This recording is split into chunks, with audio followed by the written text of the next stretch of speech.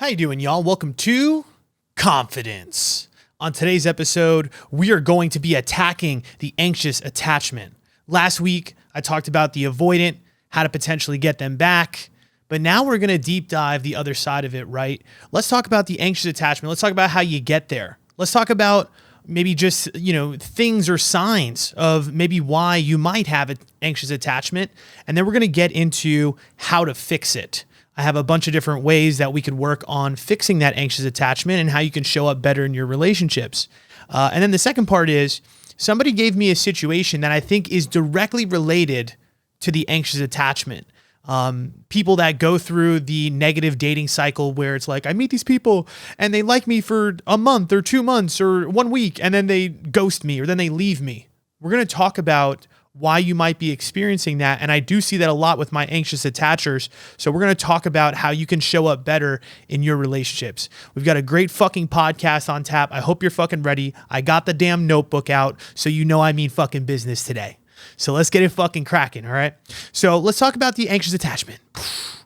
So what is anxious attachment?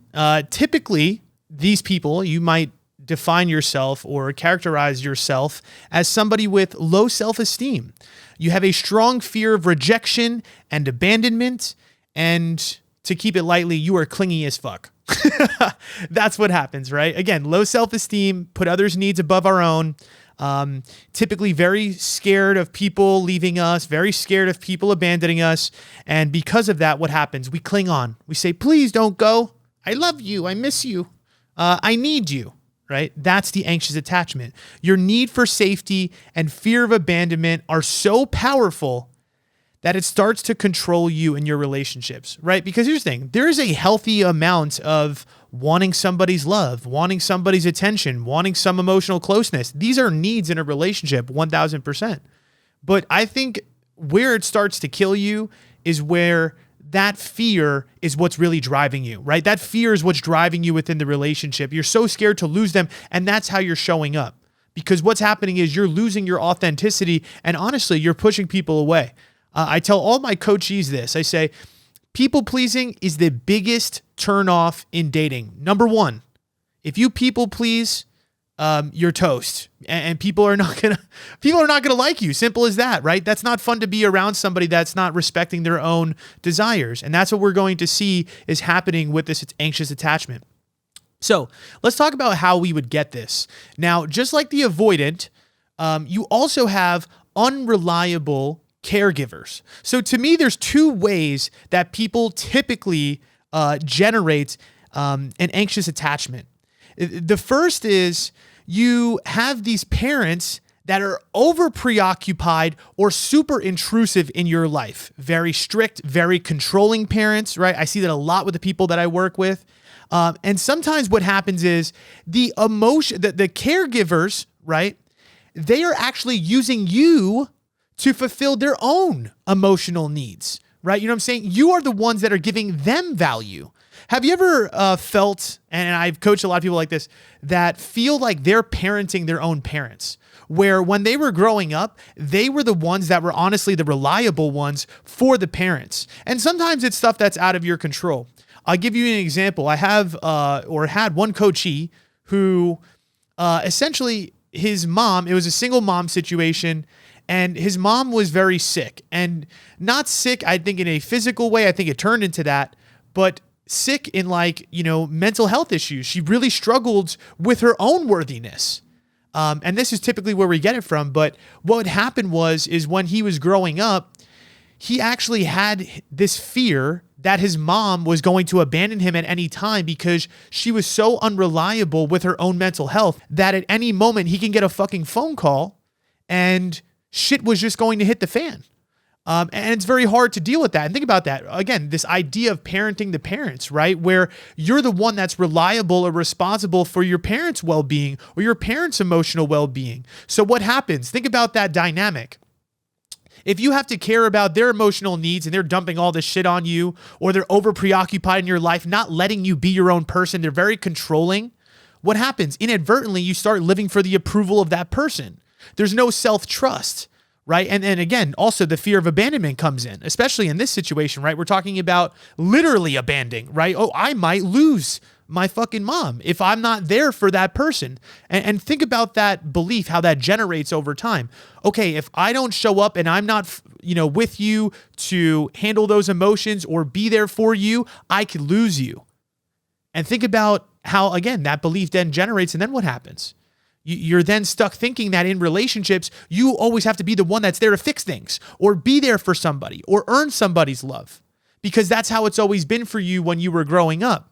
And again, especially if you have very controlling parents, right, or very intrusive parents, the issue with that is again, you're always living for their approval, or if it's always what they say or nothing, think about that. Are you making decisions for yourself?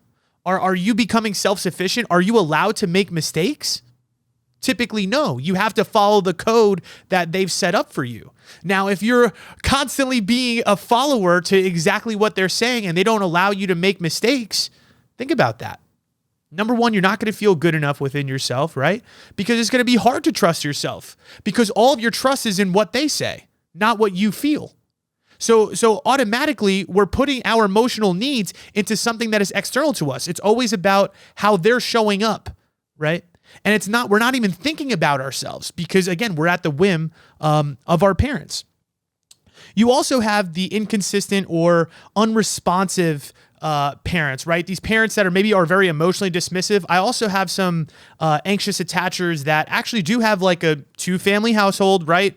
Good parents. But what I'll hear from them is, they're just not typically very warm, right? They don't really show up for me. I just felt that I never could share my emotional stuff. You know what I'm saying? I couldn't actually tell them about my feelings because if I gave them my feelings, I would just be dismissed.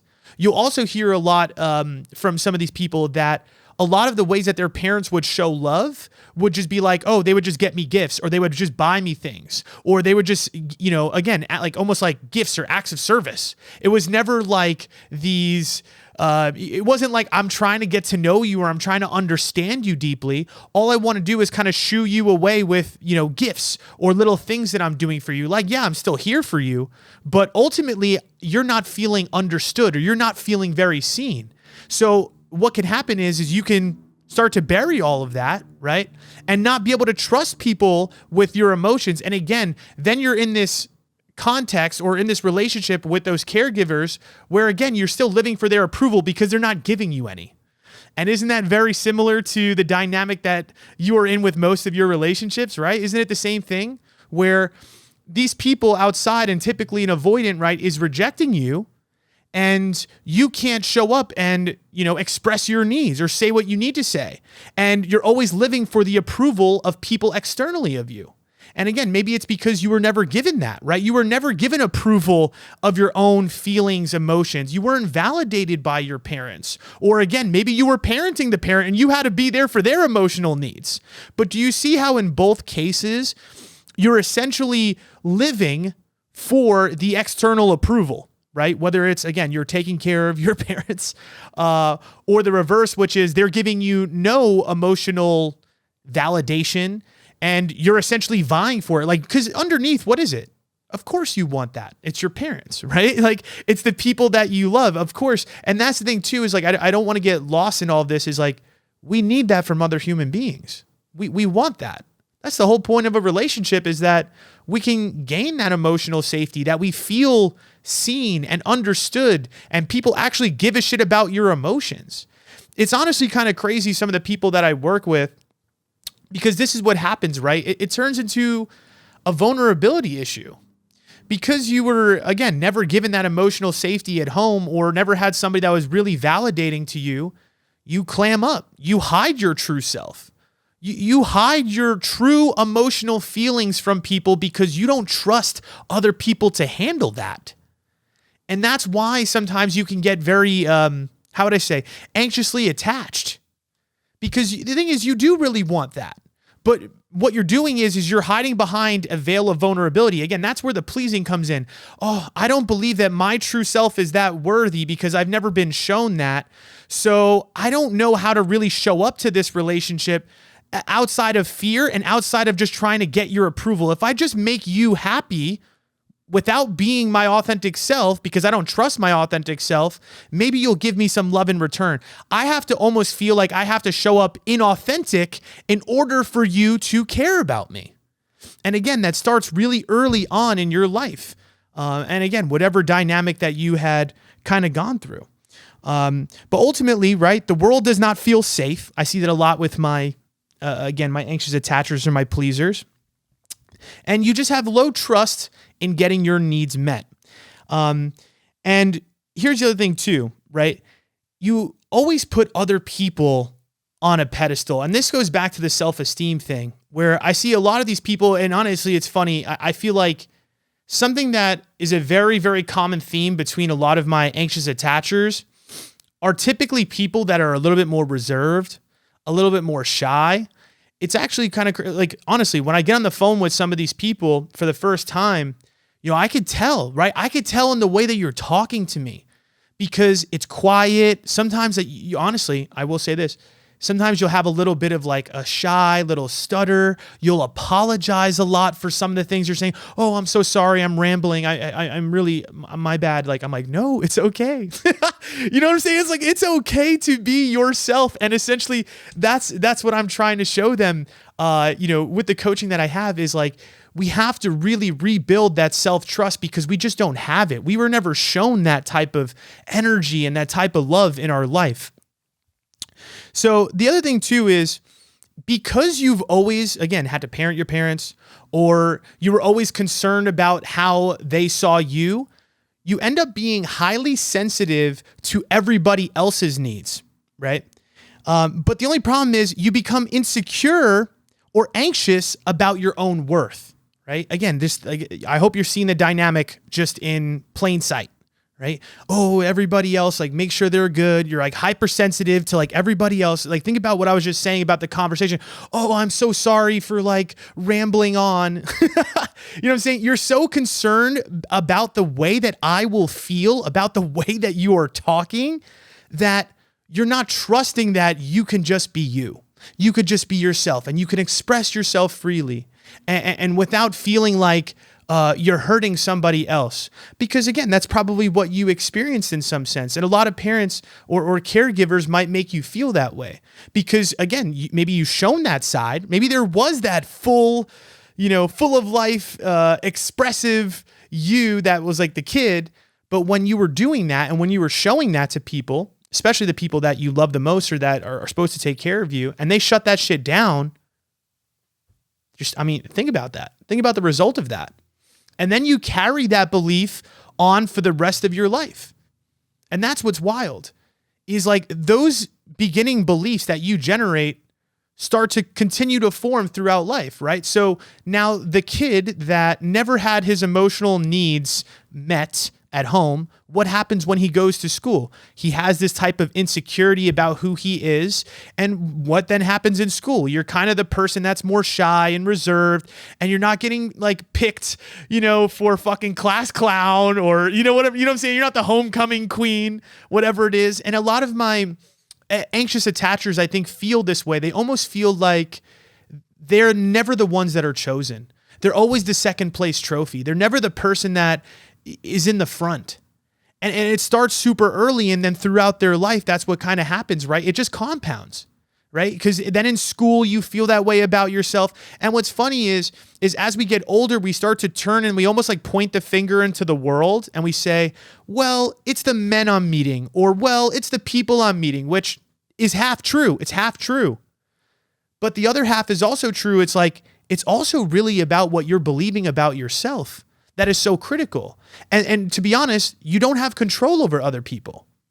That's the truth. And we're going to see this all over. But if you have no control over the other variable, the only control you have is about updating your own beliefs, your inner self. That's what really needs to change. I always tell my coachees this. I'm like, what comes first? The experience or the belief? Right? It's like the chicken or the egg. What comes first, the belief about something or the experiencing of it? Because again, you generate some of these beliefs about yourself. What happens? The experience that you experience in the world then comes about, right? If you're scared that you're never going to be chosen, what happens? you experience in the world you not getting chosen because you're showing up insecure, right? You ultimately don't get chosen because you're showing up insecure, and then it reinforces the belief that you have about never being chosen. So again, you can't control the experience, right? Because the experience is what is happening secondary, but what you can control is updating those beliefs. So, and one more thing I want to say before I even get to that, right? And relationships can either be life-saving or life-threatening. It kind of almost feels like that. Like if I get the relationship, ooh, you know what I'm saying? Happy days. That's why I experience a lot of my anxious attachers where they're like, you know, they might feel that they're happier in a relationship. And I think the reason that people that are anxious feel happier in a relationship is because they typically get their approval externally. That's the whole point, is that you don't fully love and trust yourself, so you get that validation from others. And that's why relationships are so valuable to you, because a lot of your life, it's always been about the external approval. It's never been about the internal approval. And that's the reversal, right? That's the thing that we're really trying to work on and change. But also why when you're in a fucking relationship, it's life-threatening, because now you have this thing that is validating you, right? Let's say somebody gives you attention or a relationship. And this is what happens to my anxious all the time. It's like they get into the relationship and they're so scared of losing it. You were so scared of not getting it, and then now you're so scared of losing it. So out of a relationship, you're fucking scared of being alone. And when you're in a relationship, you're scared of fucking losing it. And again, it all comes back to the idea that you're getting your value or your approval or your validation or your self-esteem from something that is outside of yourself. So it is really critical that you work on this, because to be honest, I don't think that you will be in a great relationship until you get this figured out, just like an avoidant, right? An avoidant needs to figure out that he needs to turn his ass back into the relationship.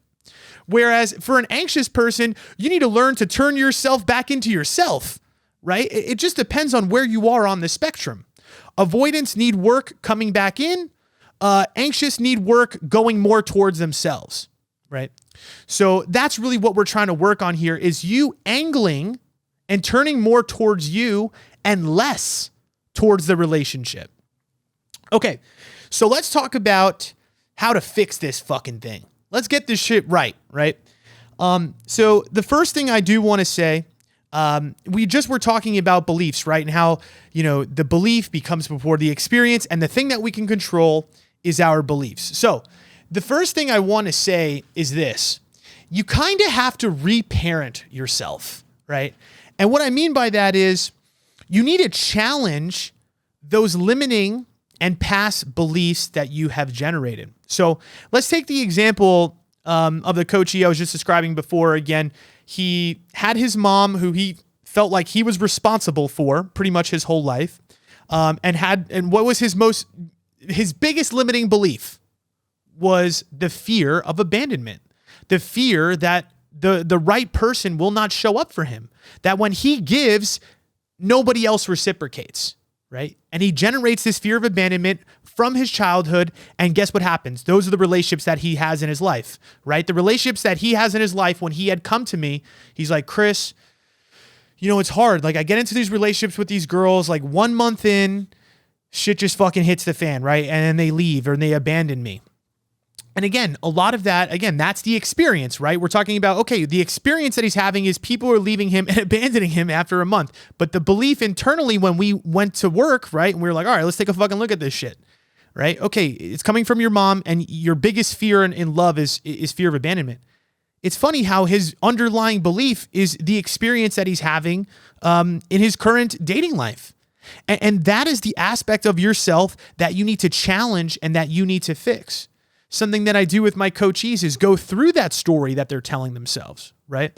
So for him in particular, it was like, okay, how do we view this experience in a more positive way? And what beliefs do we need to have in order to show up and get the things that we want in relationships?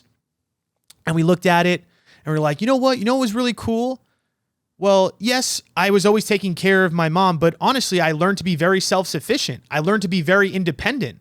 It taught me that I could fend for myself because I was also having to take care of my mom, I was like, ooh, okay, positive. Very good. Now we're going in the right direction. Now we're cooking with gas, right? See, you are valuable. And that's what I'm trying to essentially help him with, right? Is reshape these beliefs. And that's the thing too, is we also looked at examples of places or people in his life where he wasn't abandoned.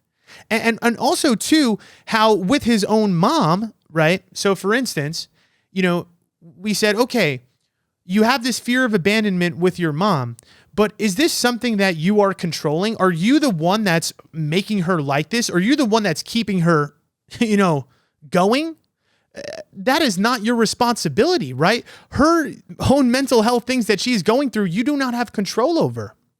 And that was the problem, right? Is him always thinking to himself, oh, if I'm not there for her, then I can't control the situation. But I'm like, that's something that's not even within your control. You don't control other people, even the people that are closest to you. I mean, that's a massive one. So we had to look at that and say, okay, like you being there for her, right? Extra, or being at her every beck and call is not what's going to keep her from leaving. To keep it real, if she decides that she wants to get better and work through that, that's on her. And I know it's very hard, but that's just the truth of the matter. It was never personal. It was never about your effort. It was never about his effort. It was always about how she felt about herself. And once we created that separation, I think it was a lot easier for him to be like, okay, you know what? Maybe this fear is a little irrational. I don't have that much control over that situation. And again, there's other people in his life. And here's the thing too. It's like, if you have this fear of abandonment, look at some of the relationships in your life where you have been yourself. And for a lot of anxious attachers, I look to their friendships because a lot of them are like, no, Chris, I have great friendships. And I'm like, okay, so tell me about these relationships. Why are they so good? And they're like, well, I feel like with my friends, I just like don't care. Like I could just be myself. Like I'm just me, and they accept me and love me for that. And we're there for each other. I'm like, well, I was like, fucking bingo. Yeah. Because you're being your authentic, real self. You're not trying to control that. You know what I'm saying? You don't have that fear there. And look at that. You have success. You have people in your life that don't abandon you because you're not even thinking about that with them. And that's the mindset shift and the reframing that needs to happen for an anxious attacher to be like, yo, the right people will not abandon me. When I'm my authentic self, the right people will be attracted to me. And this is what I'm talking about in terms of like reparenting yourself or rewiring your beliefs. Sit down, write down your biggest fears and see how it's affecting you in your current life. And then try to challenge it. Try to say, okay, what good is it holding on to this belief? Something I ask the people I work with too is like, what is holding on to this belief costing you? And I did that with him. I said, what is this belief that everybody's abandoning you or they might abandon you? What is it costing you? And he's like, it's costing my relationships. It's costing me money because I don't believe in myself or I'm so afraid people are going to leave me. It's costing me being able to express myself honestly and openly.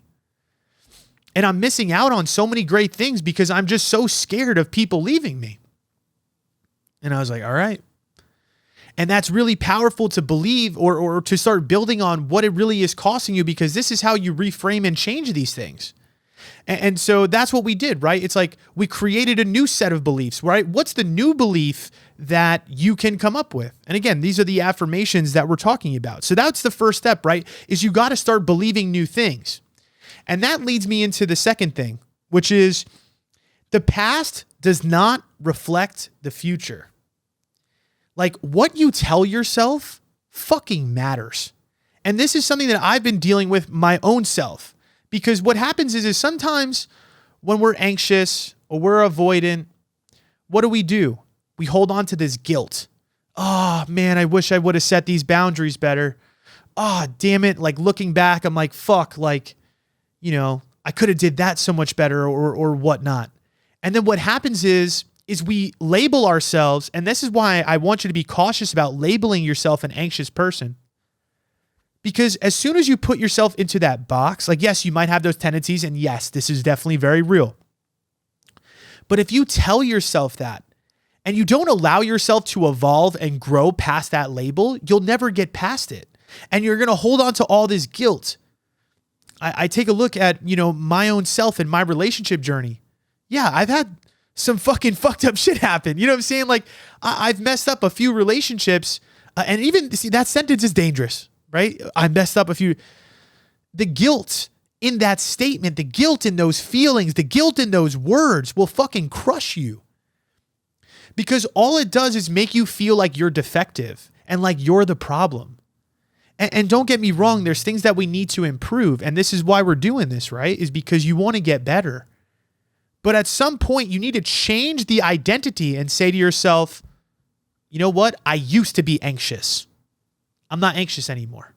Or I used to be extreme anxious and now I just have my moments. That is a much different way of looking at yourself going into the future. And so this is what I'm saying, right? Think about the steps. We reframed our beliefs, right? Because we could only change what we can change. If we don't change the beliefs, we're not changing the experience ahead of us. Once we change the beliefs or we have new beliefs in front of us that we're trying to work on and tap into, we have to let go of the past. We have to accept ourselves for where we are in the journey. We have to accept the fact that, yes, in the past, I've been anxious. In the past, I've been avoidant, but that doesn't mean that's how I'm going to show up in the next relationship. That doesn't define who I am. Honestly, this is a really cool lesson, also in the sense of people that want to lose weight. This is really important when you're trying to change a habit in your life, right? And this is what's happening, right? This is a habitual way of thinking, right? This idea of putting these other people on a pedestal and not worrying about your own needs. It's habitual. It's a habit. We're trying to change a habit. And the reason that most people cannot change a habit is because they're stuck in the old identity. So for instance, let's say you're trying to lose weight. The problem for most people is they try to change the behavior without changing the identity. And what I mean by that is, so if you're trying to lose weight, but you still look in the mirror and see yourself as a fat person, and then you just try to do some of the things that would probably make you a little less healthy, but you're still looking in the mirror and being like, this is just who I am. I'm just a fat person. The habit is not going to actually shift because the identity underneath has not changed. If you don't believe that you can move from anxious to secure and view yourself as a secure partner that can hold boundaries and express themselves, and you don't let go of the past, you're going to be stuck in that identity forever. So from now on, past this episode, whenever somebody asks you about your attachment, just say, I used to be anxious. I used to be that. That's not me anymore. I tell my coaches this all the time. Because sometimes what happens is they get into that fearful mindset again. They're like, oh, but what if I don't set boundaries again? I said, you're different now. You've learned. You've been through things. Yes, you might have fucked some shit up in the past. And again, your experience might have been that, up until this point. But now you're different. Now that you're putting the work on yourself, you're learning these things, you are different. You have changed. For me in my own relationships, that's how I feel right now. I got fucked up in this last situation for sure, but it made me into such a better man.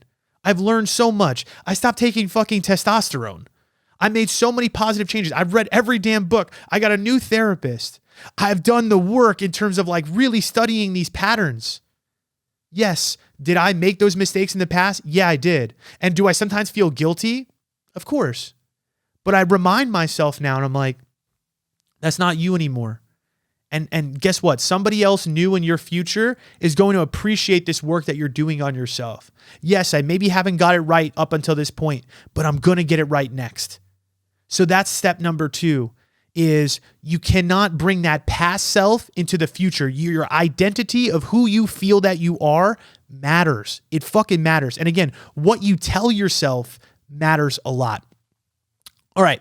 So the other aspect that we need to really work on is the hypervigilance. All right. And here's the problem when you're an anxious attacher. You have a very negative mental filter, right?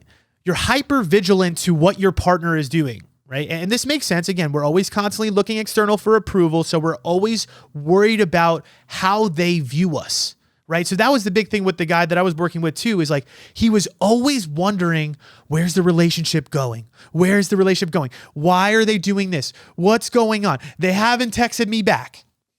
Why do we have that hypervigilance in the first place? Again, it's this fear of abandonment. But again, it's also, again, because we're so worried because they're giving us our value, right? Relationships, people externally are giving us our value. Of course, you're going to be hyper vigilant on that because you're going to want to control it. Because remember, we talked about it. Relationships to an anxious person are either life-saving or life-threatening.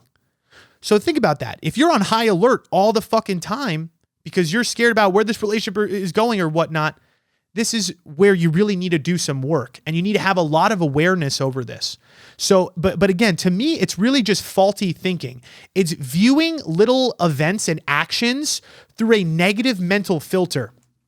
And what I want you to do is when you're having those moments, I was working with a coachee this week about this, and she was like, yeah, I still have my moments. There was a moment where I was kind of gone all day and, guys in the past would kind of punish me or they would make me feel like shit for being away. But the guy that I'm talking to right now didn't even say anything or didn't bat an eye. And I had little moments of like, oh shit, like, is this the moment where he's going to break up with me? Is this the moment that, you know what I'm saying? She went to choose herself, right? She was hanging out with her friends or she had something to do that day. And she's in her mind, right? She's like, oh my God, like, is he going to turn around and hate me because of this? Like, is he going to like ghost me because of this? And you just remind yourself in those moments, negative mental filter, that's what's happening. I'm having a moment, right? This is where the self-soothing needs to come in, where you need to then remind yourself, have awareness in those moments. It's just like the avoidant, right? We talked about this, having awareness in those moments. Oh God, avoidance, right? Oh shit, this is getting fucking overstimulating or this is getting overwhelming. Time to go, right? Like I gotta go, right? I feel that, it's pulling on me. And I'd said, have awareness. And what happens when you calm down, turn back in. Now anxious, same thing, but it looks a little different, right? Oh shit, they haven't texted me back today. Oh no, like, negative mental filter. What happens? Oh, they must not like me. They must not love me. They must not care about me because I haven't heard from them. That's a negative mental filter, right? You have that dialogue going on in your head. Remember, take a moment. Okay, maybe they're doing something. It's okay. And if they're not, it's still going to be okay, right? No matter what happens, I got myself. I'm good. If he cares about me or if they care about me, they're going to show up. They're going to come back after this. I got to allow this moment to pass, right? And if it's something that's happening habitually where they're just ghosting you and making you feel like this is where we need to express that, right? Because that's the other part of it too, is like, you could self-soothe, but sometimes it's about the person that you're picking, that you're dating. And we're going to get into that in a second. But little moments, right, that I see hypervigilance or that negative mental filter is they want to hang out with their friends today. I see my anxious being like, oh, maybe I'm not enough. Maybe that's not, maybe they don't really love me. Like we were hanging out all the time. Why do they want to hang out with their friends? Negative mental filter, let it go. Self-soothe, say, you know what? They could be with their friends. Sometimes they're not going to want to be around me and that's okay. Sometimes they're not going to answer me right away and that's going to be okay. I see another moment for my hypervigilant, anxious people, also my avoidance, is when plans change. That's a massive one. When somebody pulls a last minute plan change on you, boom. What happens? Negative thought pattern. Oh, fuck, they must not care. Oh, they changed plans or they don't want to hang out today. Fuck, this means I'm not worthy. And that's where we got to stop ourselves and say, whoa, we are taking this way too far. It's one moment in time. They truly just might be tired. And here's the thing. We have to have those moments where we allow things to play out a little bit. That is the biggest thing I think that you can give to yourself as an anxious person is patience. You have to book in patience when you're having those feelings, and you have to have self-soothing techniques, right? So if plans change and you're feeling that way, go drop into a meditation, Close your eyes, take a couple deep breaths, journal, walk outside. You got to find something to release that energy and get a moment where you can gather yourself again. And it's building that technique of mindfulness in those moments to allow things to play out. Because what happens is it's almost just that catastrophic thinking. It's that black and white thinking. Again, that maladaptive thinking that gets you in trouble. Because again, everything is always to the next level, right? Why things are so much more complex than black and white, right? Just because they didn't answer you today doesn't mean they don't love you. Just because they have, again, their plans change doesn't mean they don't care about you. And that's the dialogue that needs to happen in your head. So again, watching the negative mental filters and making sure that we are having awareness over our hypervigilance. And when we're getting into those moments of hypervigilance, reminding ourselves to self-soothe, to take a moment, that it's not the end of the world, that everything is going to be okay. Okay. And then here's the biggest one. You got to find dependable partners. You got to avoid the avoidance. I know it's really hard because what they do is they pull on those hypervigilant moments, right? Because when they avoid you, that's when the anxiety comes in. That's when the overthinking comes in. And then that's where you mistake that for passion. You mistake that for love. You mistake that for, I must really need them. And again, what is that? It's the need for their approval. And where does that come from? From the approval that you feel like you have never gotten in your entire life. It's not really love. It's misapproval. And people that don't give you approval, you're hyper fixated on those people because you feel like it's life or death. Because your entire value is coming from relationships. Maybe not your entire value, but you know what I'm saying? To some degree, like you really live for the approval and the validation of others. And to me, again, that is really the whole aspect behind this is like really leaning into yourself and working on that part. But also, and to this point of it is the relationships that you choose are massive. They're massive. And a lot of the times what we do is we mistake familiar for that being the right thing. When in reality, the unfamiliar thing for you to be attracted to is actually the person that's not running away. Because think about it. What is familiar to you is emotionally dismissive. What is familiar to you is that you are responsible for the needs of others because that's how you were raised or that's a situation that you were in. So think about it. When you meet an avoidant person, it's not that they're the right person or that you're really in love. It's really more that, again, to you, to me, it's that you're just fucking familiar with that dynamic. You're familiar with the dynamic of you not getting your needs met and you having to earn the needs of others. And that's the part that you really need to change, right? Again, that's where the mental shift needs to happen. Again, change the beliefs. The right person shows up for me. The right person is reliable. So I wrote down 5 driving values that an anxious person should be looking for in a partner. If you are an anxious person, write these motherfucking down because you need all 5, at least to some degree. You need consistency. You need availability. You need reliability. You need responsiveness. And you need predictability. You need all 5 of those things. Make that a need. Make that a non-negotiable for you when it comes to a partner. I mean, look at each one. Consistency. We need somebody that is showing up and is doing what they say. Predictability, same thing, right? If you know that you have this anxiousness, it is going to be so much better if you are with a secure partner that shows up and does these things for you. Responsiveness. I mean, they need to be in contact with you. Now, again, to some degree, remember, we're going to talk about the 50-50 part, right? It's 50 on your partner to show up and provide that reassurance, but it's also 50% on you to self-soothe and to fucking have some goddamn self-worth. You can't rely on your partner and your relationship to give you your value. You cannot rely on them to always be there for your needs. You need to meet your own needs. Your partner is not solely reliable for that.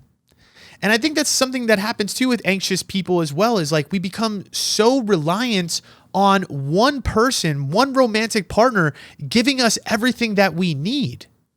That's not really fair. And again, this is the reason people are repelled away from you. Because if we have that belief and that's the way that we're showing up, the only problem is, again, we are making it so hard to date us because, and I'll say this, like there's a coachee that I was with, there's a coachee that I had that one of her beliefs about a loving relationship is that the support needs to be so high that you are willing to prioritize their needs above your own. And she felt that this was a loving relationship. But I'm like, that is never going to work. If your belief about loving relationships is that they should be so supportive that whenever you have a problem or whenever something is happening that they need to prioritize your needs more than their own, that is so much responsibility for the other person that no one's going to take that on.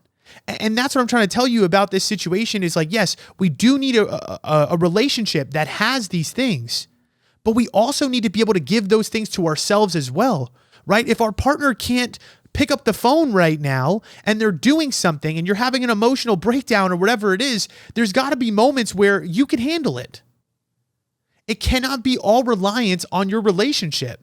But again, what I do find is the relationships that you are in are typically with people that are literally not providing any of these things. You know what I'm saying? They are not available. They are not reliable.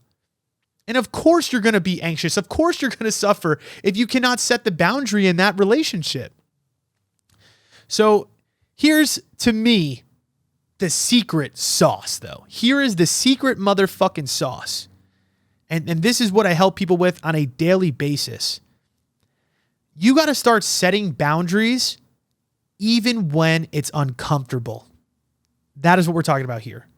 Because you need to prove to yourself, and this is how you increase your self-esteem, right? Because you need to prove to yourself that you can make the right choice despite the way that you feel. For instance, right? How many fucking people that are anxious are dating an avoidant partner and do not want to let go? They do not want to set the boundary. Because it's hard, right? Again, you're living for their fucking approval because you aren't grounded in your own self-esteem. And it's very hard to be grounded in your own self-esteem if it's coming from them. And again, it's very difficult to turn away from that relationship and turn into yourself when you don't even believe in yourself. You don't even, you know what I'm saying? It's very fucking hard. And that's what I'm trying to say. Setting the boundaries even when it's uncomfortable. It's unfamiliar to tell that person no to their BS energy or to their unreliability. And it's very hard to do that when you are not grounded in yourself and you don't trust yourself and love yourself. I can't tell you how many people I work with that know the guy that they're fucking that has told them numerous fucking times that they don't see a relationship with her. And she keeps going back and holding on to the fucking crumb because she feels if she says no to the crumb or to having that person in her life, that she'll be left with nothing.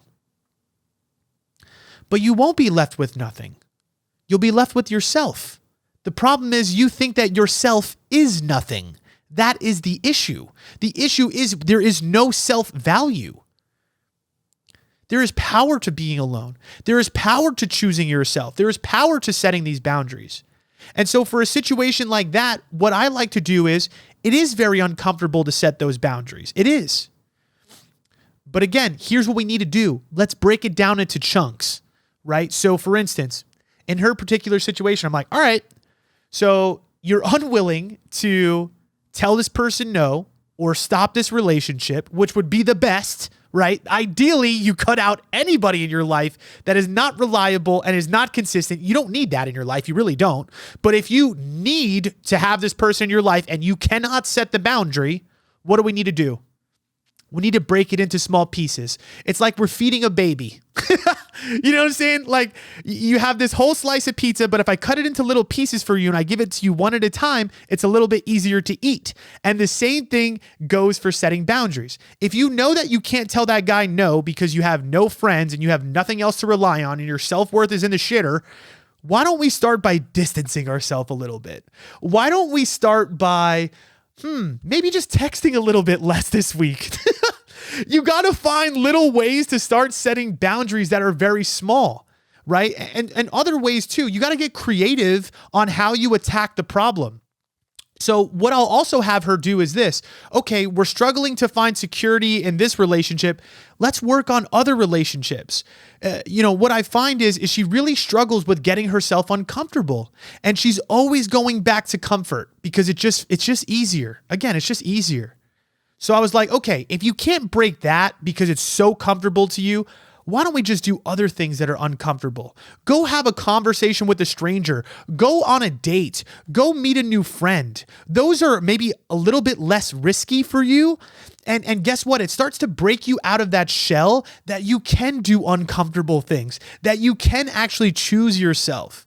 Because again, that is really the key behind anxious attachment, is you having to choose yourself when you don't feel like it. Or take risks in your life when it's really fucking hard to. And because here's the other thing too, and this is why people always reject you when you're anxious, is because you don't respect your own needs. And they sense that from you. They feel it. They know that you want a relationship. They know that you want a deeper relationship, and they know that you're accepting less. So what happens? Because you can't respect your own needs, they don't respect you either. They don't respect you.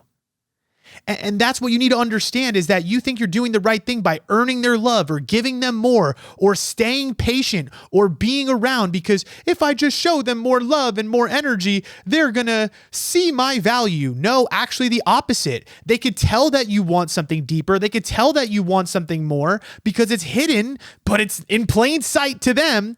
And they're just like, I'll accept your energy and your attention. And I know that you won't speak up for yourself. So thank you very much. Cha-ching. And on top of it, I'm going to actually reject you in return. Not only are you showing up for me and trying to do the most for me, I'm actually going to make you feel small. I'm actually going to criticize you. I'm actually going to respect you less. It's backwards. But the truth of the matter is you're not being honest. You're not being real. By showing up and doing nice things for somebody that, and in the back of your mind, you know you want a relationship with them. Think about that. That's dishonest. That's not authentic. That's kind of fucked up when you really think about it. It's selfish. You're actually being selfish because you're not actually doing that stuff out of the kindness of your heart. That's not unconditional. Because if it was truly unconditional, you wouldn't care about the relationship. You wouldn't care about the result. But you do care about the result. You do want something deeper. So fucking own it. Own that you want the relationship. Own up to the fact that you care more than just this situationship bullshit. Own up to it. You got to learn to trust yourself and be vulnerable. But the problem is, again, is we've constantly lived for the approval of others. We've never been told that what we need matters, and it really is hard for us to do that with other people. But this is going to be the bane of your existence. This is going to be the bane of your relationship life. If you do not start speaking up, if you do not start setting these damn boundaries, if you do not start being more vulnerable with people, you will constantly be the one that is not chosen. That's the truth. And you could keep pointing the finger at fucking men or at fucking other people and saying, well, they just don't show up for me. Well, you don't fucking show up for yourself. And they're treating you as such. I'm going in right now. I'm so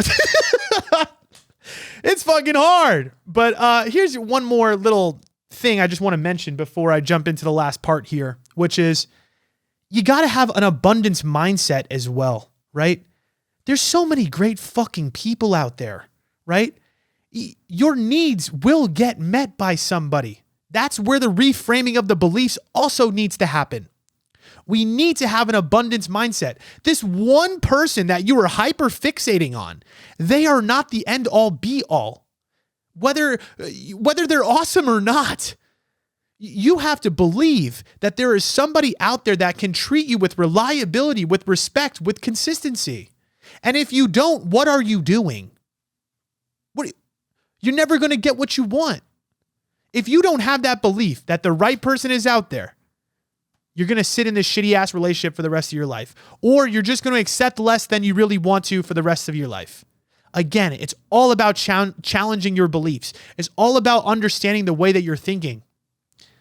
All right, let's go to the situation because I think it's important, because this is exactly what we're talking about. This girl said, every guy tells me that they are ready for something serious, or they show me good energy, and then they realize that they are not ready, or the energy drops off, or they ghost. And I'll be honest with you, almost every single person that works with me has this experience. This is what it is. This is, to me, the core of where the anxious attachment will get you. Anxious attachment will get you into the negative dating cycle of meeting people and then them feeling like you are not enough. But the truth is, you don't feel like you're enough. And that is why you are experiencing that over and over and over. I would love to sit here and tell you that it's the dating world that is the problem, but it's not really true. That's only half true. Yes, we don't have control over other people. And yes, there are people that we're going to meet that we're going to show up consistently to that, guess what, are not going to fucking like us, that are not going to want to date you. And half the time, here's the truth, is that it has nothing to fucking do with you. It has everything to do with their own fears, their own problems, their own avoidance. That's the craziest part. It's never that personal. But the second part of it is, which is the way that you're showing up matters. Your energy matters. Your confidence matters. How you're showing up each time is going to change the result of the relationship. It's true. You have to take at least, well, here's my thing. You have to take full responsibility of what you can control, which is not the other person, right? It's not the dating world that you can control, but you can control the way that you believe and the way that you're showing up within yourself. And here's what I find about people that have an anxious attachment. This is what they tell me. This is the best part. Is like, they're like, Chris, I meet these guys. They don't really know that I'm anxious, right? They're like, they don't really know. I hide it really well. I'm like, no, you fucking don't. No, you don't. No, you don't. You think that you do. And that's where the self-awareness really might kill you, because you think that you're hiding it well, but you're fucking not. Because what you authentically feel underneath, everybody can see. You need to understand that about your life. If you aren't authentically confident, people can tell. If you are anxious about a relationship, people can tell. Hey, think about this. I'm like dating this blonde girl, whatever, right now. I know she's scared. She hasn't texted me in like 4 or 5 days. She's like all busy and shit. I'm eating this shit up. I'm like, I already know what time it is. I know how she feels. She doesn't even need to say a word to me. I'm the avoidant, baby. We see right through that. We know how much you care. You don't even need to say a word. That's the truth. Because it's all in your energy. It's all in how you show up. You know the difference. And here's what I'm talking about. Because here's what happens. With my anxious people that come to me, I see their text conversations and I'm just like, in my head, I'm like, oh shit. I'm watching it firsthand. What is it? Usually the anxious people, think about the way that you text and you talk to people. Oh, no worries. I hope you're having a great day. Smiley face. It's always like, okay. And also here's the best part is when, somebody does something disrespectful, or maybe they don't value your time. Let's say somebody is going on a date with you and you're anxious, and last minute they just bail or they say something. And let's say the next day they hit you up, right? Let's say they don't say anything to you. And the next day they hit you up like, hey, sorry, I fell asleep. Shit just got crazy. What's your reaction? Are you answering that text message? If you're an anxious person, what do you usually do? Oh, that's okay. How was your day? What the fuck? That's not how you truly feel. How do you truly feel? Dude, where the fuck were you last night? You just went MIA and you didn't fucking say anything? That's how you truly feel. But what's the way that you communicate to people? Oh, no worries. That's okay. Or you just ignore it. You ignore your inner feelings. You ignore your authentic self. If that's me and somebody does that and texts me the next day, guess what I'm saying? Nothing. Complete ghost. Done. You want a no call, no show? Fuck no. Unless you had a massive excuse and it was true and authentic and I could feel that, you went to the hospital and you apologized. You are not coming back into my life. That's the type of boundaries I got because I know who the fuck I am. And that is the difference between an anxious person and somebody that is more secure within themselves, is they recognize that they don't put up with bullshit. And that's what I'm trying to tell you when you're saying like, oh, every guy tries and, then they don't try. I'm like, it's probably because you're not really confident within yourself. It's probably because, and I think this is the other part too, is when you've never had that type of deep relationship success, it's very easy to always think that's going to keep happening. Think about all the anxious things that we've been talking about, right? Which is a lot of the people that I work with, they just keep thinking that it's going to happen again. And because you think it's going to happen again, what happens? It happens again. Go back to this guy that I was coaching, right? We were talking about the fear of abandonment, right? His mom, the whole thing. Here's what happens at the beginning of dating for him. He's so concerned with the boundaries. We're like 1 or 2 weeks in with this girl that he was talking to and I'm helping him with. And he's like, yeah, sometimes I just feel like I'm just like unsure where it's going. I'm like, why do you need to know? I was like, just enjoy the moment, son. You know what I'm saying? Like, I don't want you to go on that date and start being like, okay, like, how do you feel? Or whatever it might be. Because again, what's happening? You're showing up in fear. And that's the thing that pushes people away. It's not that you are not worthy of that love. And it's not that they're not going to show up and give you consistency.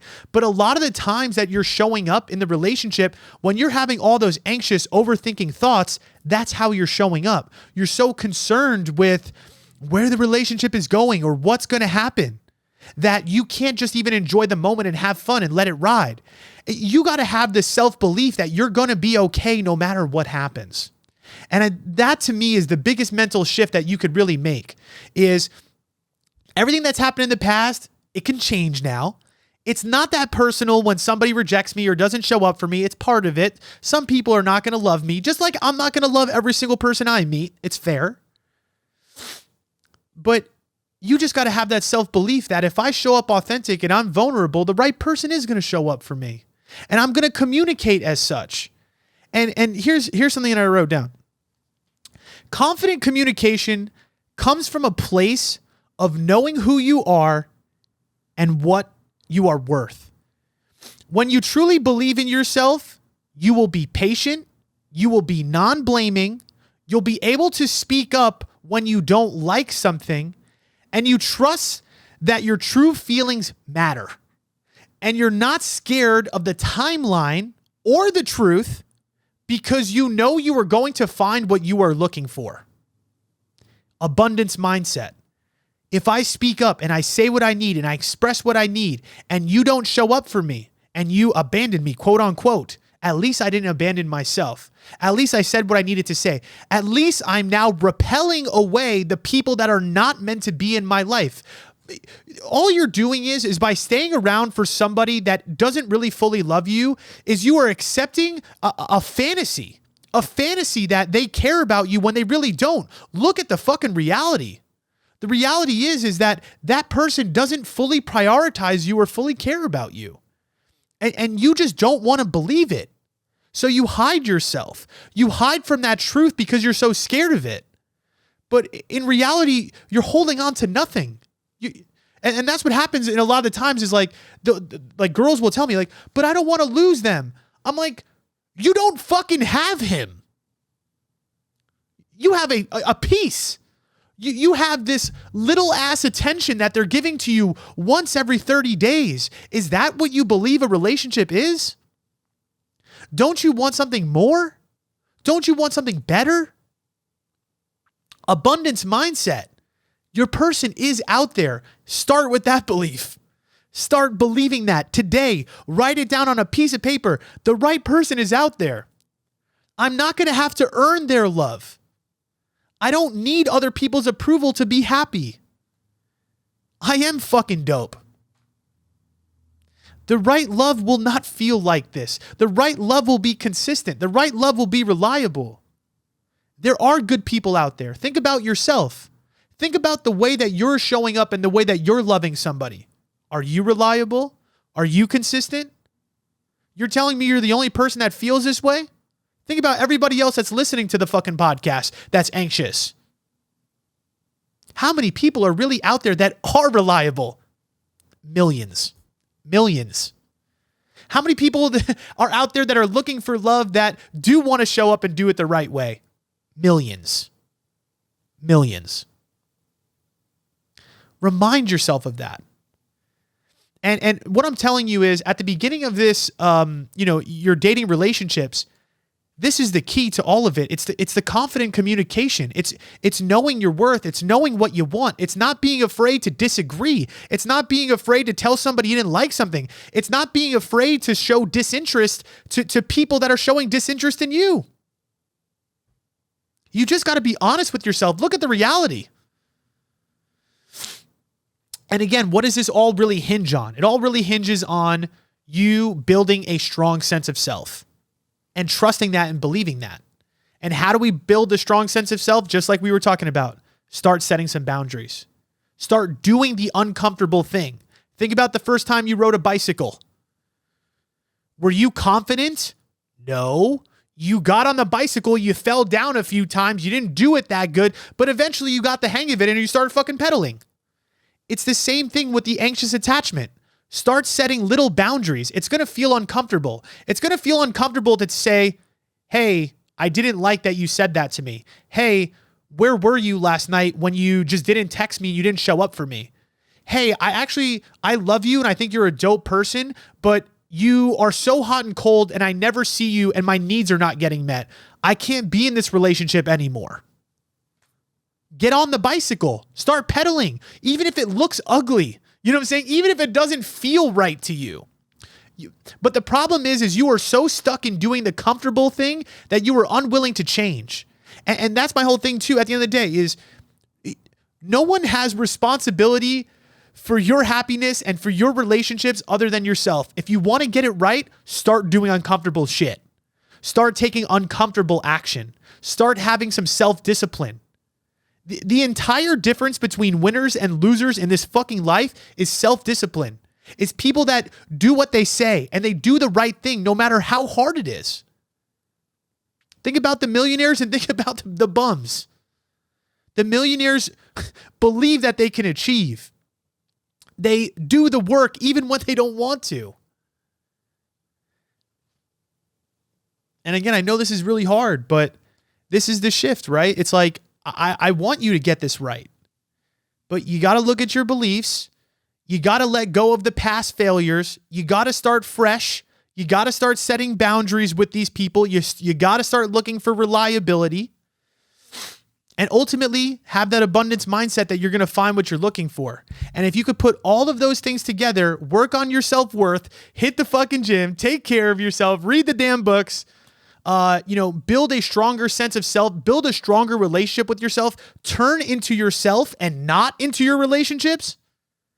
That is how you get this resolved. That is how you fix this anxious attachment that you have. This is how you find a secure partner that will show up and give you that love. And then what happens is when you find that secure partner, that's when the results happen and that's when you truly believe in the work. Right? We're talking about the bicycle analogy. When you start pedaling and you get the hang of it and you start going, guess what? Now you have the confidence. The confidence is not going to be there to start. The anxiety is going to be there forever. I'm sorry. Guess what? Buckle up. This is a lifelong journey for you. Just like me being the avoidant, lifelong journey for me. I always got to remind myself to turn in. For you as an anxious person, you always got to remind yourself to turn towards yourself, to set boundaries, to think about your own fucking needs and speak up for yourself and express yourself. That is your work. That is how you get better. That is how you find the relationship that is truly meant for you. All right. I hope that helped you out a little bit. I know it was a little stern today. I was on my I don't even know what the fuck flow that was. Who fucking knows? I hope it helped. Honestly, I really truly believe that it should. That is the pathway. And my whole thing is, you either lean into it or you fucking don't. And guess what? No one's coming to save you. That's mean. Here's the thing though. If you learn to save yourself and you learn to do it for yourself, this is where you build the true sense of self and the true self-confidence. Be vulnerable. And if you ever want to work with me, this is what I help people with. I help them reframe their beliefs. I help them get out of this anxious attachment. I help them lean into themselves, build that strongest version of themselves, and watch. That is when you find the relationship that you are looking for. And I've seen it happen hundreds of times right in front of my eyes. So, all right, I'll talk to you guys soon. And I love you guys. You got this shit.